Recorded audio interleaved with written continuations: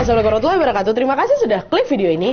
Oke, jadi malam Jumat ini aku datang lagi dengan membawakan kisah horor part selanjutnya. Kisah kali ini tuh tentang pengalaman mistis yang pernah terjadi di desa terpencil tempat neneknya Wawa pernah tinggal, Wak. Cerita ini berkaitan dengan satu makhluk yang dikenal warga dengan sebutan hantu macang. Buat kalian yang belum tahu, Wak, macang itu adalah buah sejenis mangga tapi rasanya asam, Wak, dan juga aromanya lebih tajam. Nah, biasanya buah macang ini tumbuh liar di pinggir kebun atau di tepi-tepi hutan gitulah. Dan menurut kepercayaan warga-warga di sana, Wak, ada saat-saat tertentu di mana macang ini sebaiknya tidak dimakan. Katanya buah macang ini bisa bikin celaka terutama bagi ibu hamil. Dan siapa sangka pantangan itu ternyata bukan cuma omong kosong biasa, Wak. Suatu hari pernah ada orang yang nekat ngelanggar pantangan itu. Dan dia ini yang makan ini malah ngalamin kejadian yang berujung tragis. Kejadian tragis itulah yang kemudian dianggap sebagai awal mula kemunculan sosok menyeramkan yang disebut tadi, itulah hantu macang. Nah, penasaran gimana kisah selengkapnya? Jadi tanpa berlama-lama kita langsung masuk aja ke ceritanya ya. Check it out.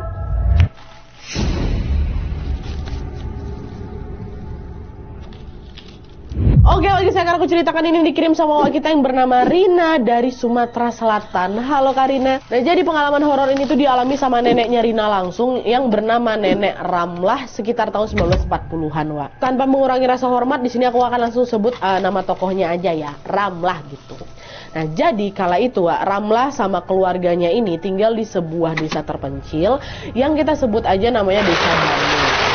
Nah, kala itu Desa Danur ini belum ada listrik, Wak. Rumah-rumah warga juga masih berjauh-jauhan tuh. Dan hampir seluruh wilayahnya itu dikelilingi sama kebun karet yang gelap dan juga sunyi. Nah, di antara rumah-rumah itu ada satu rumah yang cukup dikenal dan juga cukup menjadi perhatian warga. Rumah ini tuh adalah milik seorang wanita muda yang lagi hamil 7 bulan. Namanya Rabiah, oke? Nah, waktu itu Rabiah ini lagi tinggal sendirian di rumah, Wak, gara suaminya merantau ke luar kota. Meskipun hidup tanpa suami di sampingnya, Wak, Rabiah ini nggak pernah ngerasa kesepian. Soalnya apa? Soalnya warga-warga di Desa Danur tuh ramah-ramah kali sama dia dan peduli kali lah gitu sama si Rabiah. Ibu-ibu di sana sering nyamperin Rabiah, ngebantuin dia masak atau sekedar duduk ngobrol di teras rumahnya aja. Perhatian kecil kayak gitulah yang membuat Rabiah ini tenang dan juga ngerasa punya teman di Desa Danur. Setiap hari Rabiah juga ngelakuin rutinitas yang hampir sama, Wak. Dia bangun pagi, dia beberes rumah, terus dia duduk lah ini di beranda sambil ngobrol sama tetangga-tetangga yang mampir ngecek keadaannya. Hari-hari pun terasa tenang dan juga damai.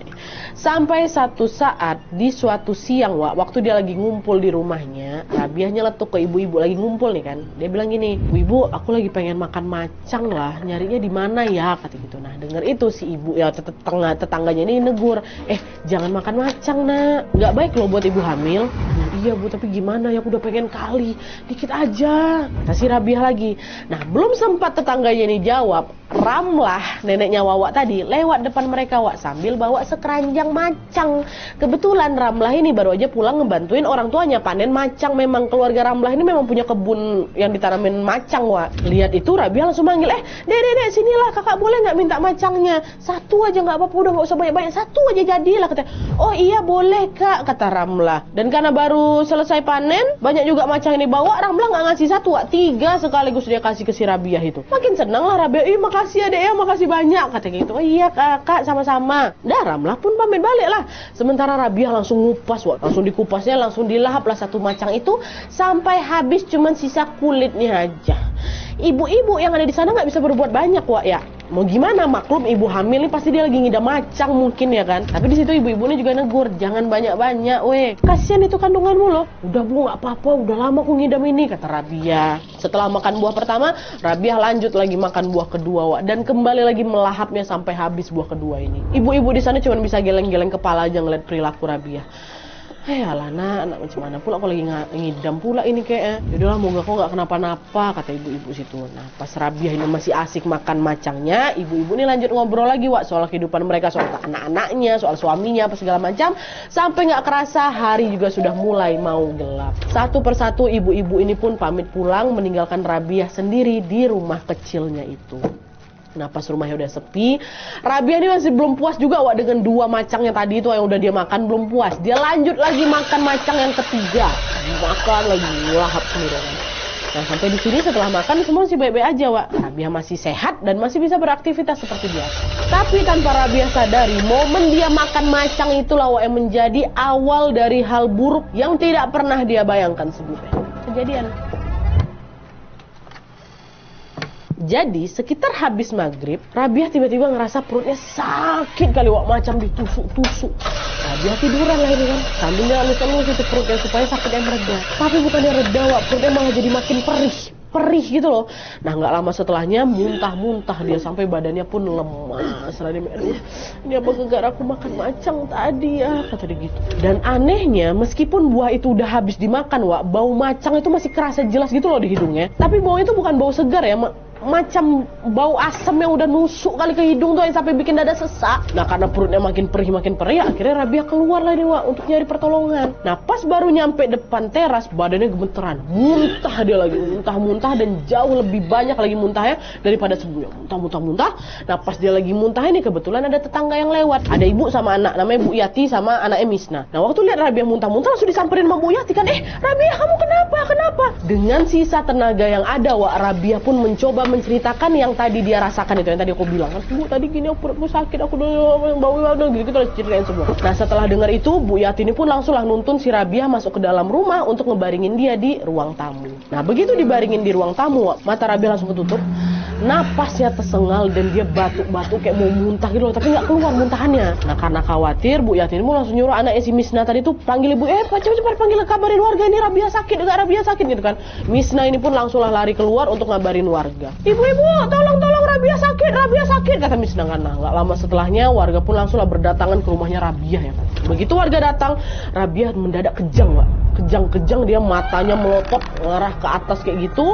Panik mereka semua di sana, belum sempat ngapa-ngapain lagi mulutnya Rabiah ngeluarin busa putih yang banyak kali Wak. Makin panik lah mereka lagi kan. Nah, terus salah satu warga ngeberaniin tuh untuk ngecek kondisinya Rabiah secara langsung. Dan setelah dicek, udah nggak napas Rabiah, meninggal.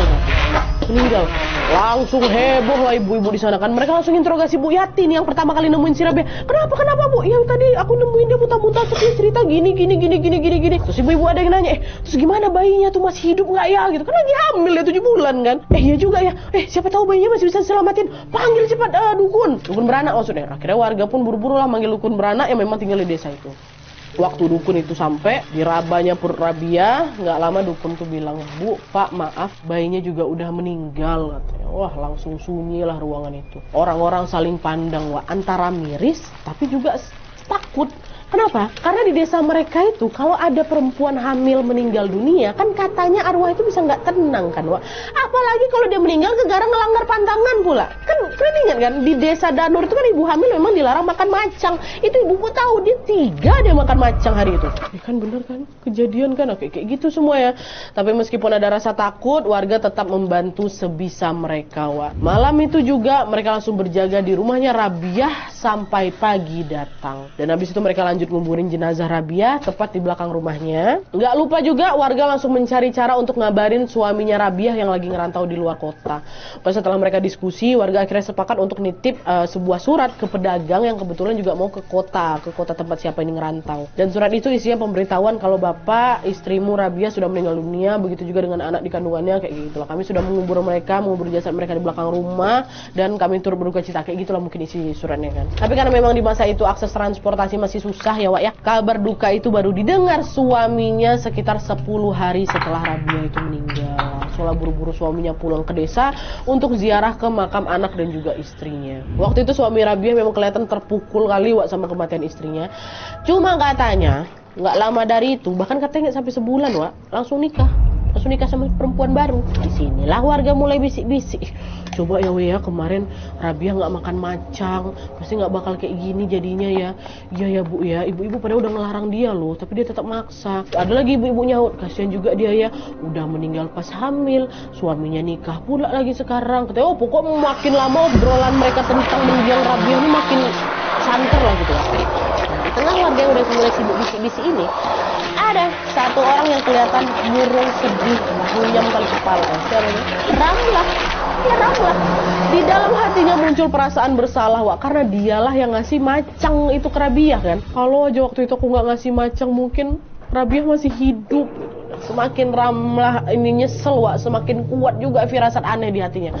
Kayaknya Rabiah ini belum meninggal dengan tenang lah. Dia meninggal saat hamil, terus meninggal karena langgar pantangan. Makin gak karu-karuan lah pikiran Ramlah waktu itu ya kan. Dan ternyata firasat aneh Ramlah ini terbukti, Wak. Selama beberapa hari ke depan mulai muncul teror-teror mistis yang menghantui seisi desanya. Jadi ceritanya, di suatu malam suasana desa Danur ini udah sepi kali, Wak. Rumah-rumah udah kelihatan gelap, cuman ada lampu minyak kecil aja lah di teras-teras warga kan. Nah, di tengah kesunyian itu Ramlah sama kakaknya Ramlah yang bernama Nira belum tidur, gara-gara mereka memang lagi ngobrol-ngobrol. Nah, pas lagi seru-serunya cerita, Nira ini tiba-tiba berhenti ngomong. Terus dia nanya, Dek, kau denger itu dak? Katanya. Dengar apa yuk? Ada suara perempuan nangis di luar, katanya. Ramlah diam bentar tuh, Wak, sambil berusaha menajamkan telinganya. Iya kan? Betul, Wak. Ramlah memang dengar ada suara perempuan nangis, tapi yang Ramlah dengar juga suara nangis itu sambil ngomong, Macang,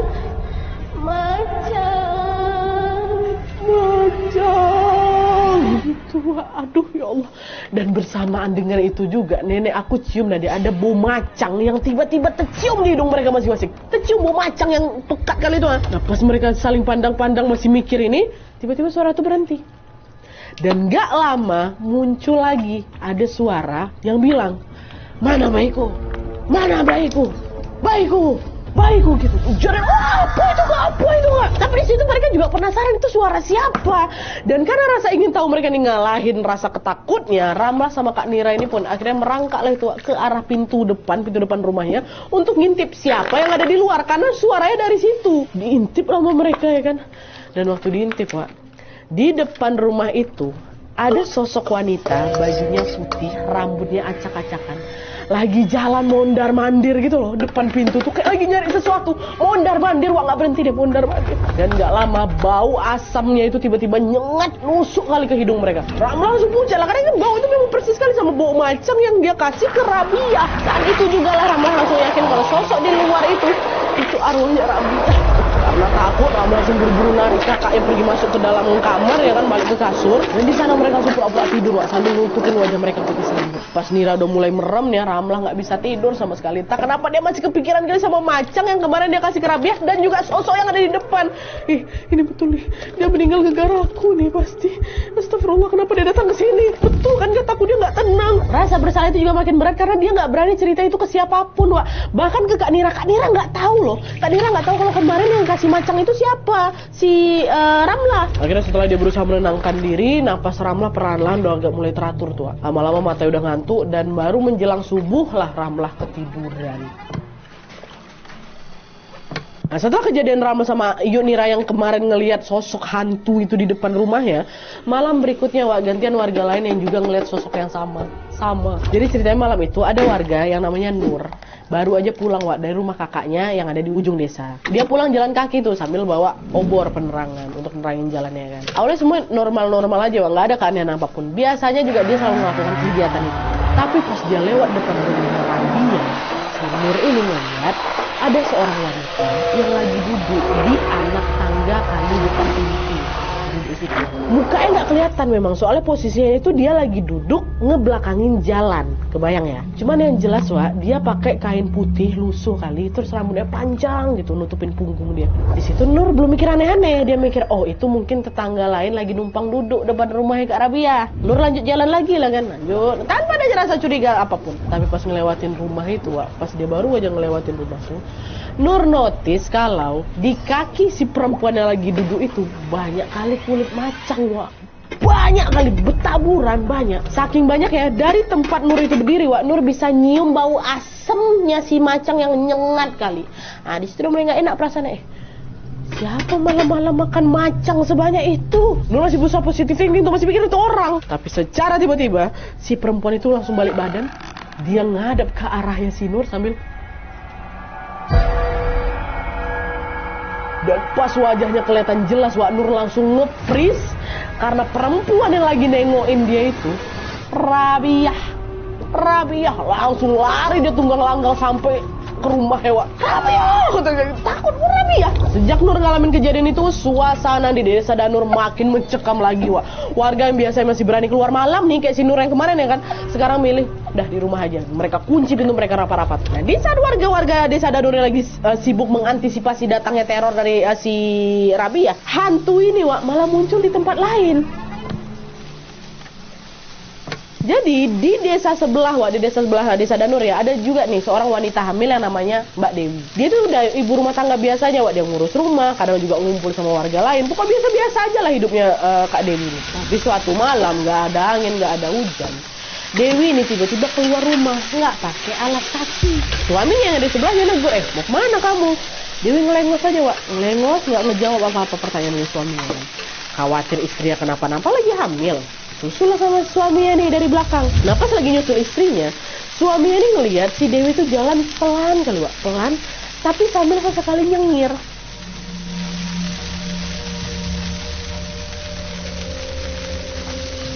Gitu. Awalnya dia pikir istrinya cuma lagi ngelamun kayak gitu aja kan Wak. Tapi beberapa langkah kemudian, ketawa si Dewi ini. Tapi masih jalan Wak. Gitu. Masih jalan nih. Si jalan-jalan, terus dia berhenti pas di bawah pohon macang. Ada pohon macang di situ Wak. Dia berhenti, dia petik buahnya, langsung dia makan tak kulit-kulitnya. Tengok tuh kaget lah, suaminya lagi hamil, langsung kamu ngapain? Jangan dimakan. Ngapain kamu? Kamu lagi hamil loh. Senyum aja Dewi. Kacang. Nah, disitulah suaminya baru sadar. Kesurupan istri aku. Karena takut suaminya langsung manggil warga tuh kan untuk minta bantuan ya kan. Untungnya warga pada gercep semuanya. Mereka langsung ngebantuin ngebawa Dewi ini masuk ke dalam rumah meskipun dia sempat ngeberontak gitu. Waktu dia nyampe dalam rumah, Dewi langsung dibacain doa-doa dan gak lama kemudian pingsanlah si Kak Dewi. Dewi baru sadar besoknya waktu sekitar jam 8 pagi. Dan pas sadar ini kondisinya udah bebe aja itu. Tapi malamnya kerasukan lagi si Dewi. Bedanya kali ini dia gak ketawa-ketawa Wak. Dia malah nangis, megangin perutnya. Mana baikku.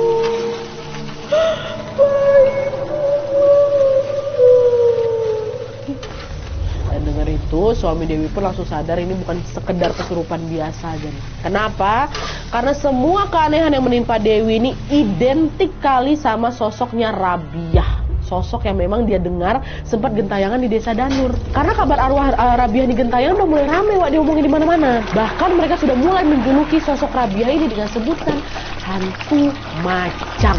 Nah, didengar juga di desanya si Dewi ini. Cuma di situ warga nggak pernah nyangka ternyata gangguannya bisa sampai ke desa sebelah Wak. Nah, karena semakin hari semakin ekstrim ini kan kejadian-kejadian horor di sana, warga di desa Danur pun sepakat untuk manggil dukun supaya sosok hantu macang ini atau sosok Rabiah ini berhenti mengganggu mereka. Tapi entah karena amarahnya terlalu besar atau mungkin dia ini nggak terima suaminya nikah lagi, semua upaya pengusiran itu selalu sia-sia. Nggak ada yang berhasil, tetap juga datang Wak si hantu macang ini. Nah, karena nggak betah terus-terusan diganggu, satu persatu warga pun akhirnya ninggalin desa Danur Wak. Termasuk keluarga Ramlah, keluarga nenek Wawa ini. Dan semakin banyak warga yang pindah, situasi di desa itu jadi makin sepi lagi.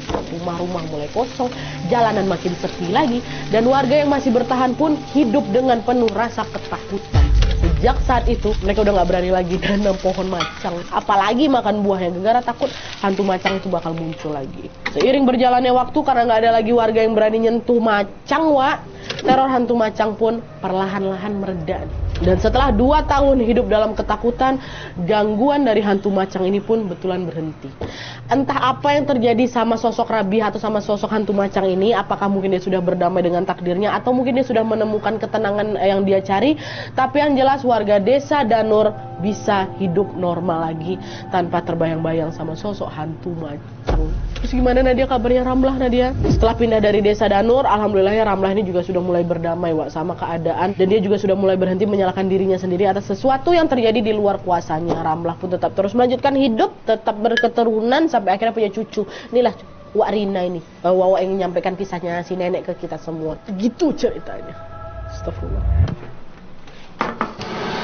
Oke Wak, jadi itu tadi kisah tentang hantu macang, seorang ibu hamil yang cuma pengen nurutin rasa ngidamnya tapi malah berujung tragis. Supaya kasihan kan Wak, kasihan kali dia cuma pengen makan buah yang dia suka loh, tanpa ada niat jahat ke siapapun. Dan mungkin itu juga yang bakal kita lakuin kalau kita lagi hamil atau kita lagi pengen sesuatu ya kan. Tapi kayak gitulah Wak ya, kadang di dunia ini ada hal-hal yang kelihatannya sepele, itu malah bisa menjadi penyebab malapetaka. Dan kata nenek aku Nadia, sejak kejadian Rabiah itu, sosok Rabiah ini udah jadi apa ya, bisa dibilang urban legend di sana gitu loh, hantu macang. Bukan cuman karena dia melihatkan wujud yang menakutkan Wak ya, tapi juga karena kisahnya menjadi pengingat bahwa ada aturan-aturan tertentu yang memang wajib kita patuhi dimanapun kita tinggal gitu. Mungkin ada juga Wak dari Sumatera Selatan yang pernah dengar soal hantu macang. Tulis versi yang kalian tahu di kolom komentar di bawah Wak ya, siapa tahu kisahnya nggak cuma berhenti di desa Danur aja nih. Oke, jadi sekian dulu videonya, terima kasih banyak yang sudah menonton. Kalau kalian suka video ini, klik like-nya, jangan lupa komen di bawah gede dan saran-saran untuk selanjutnya. Jangan lupa nyalain notifikasinya supaya kalian tahu kalau upload video baru, and as always jangan lupa untuk klik tombol subscribe supaya kalian sama-sama tahu informasi menarik dan menegangkan dari channel aku. See you next video Wak, bye.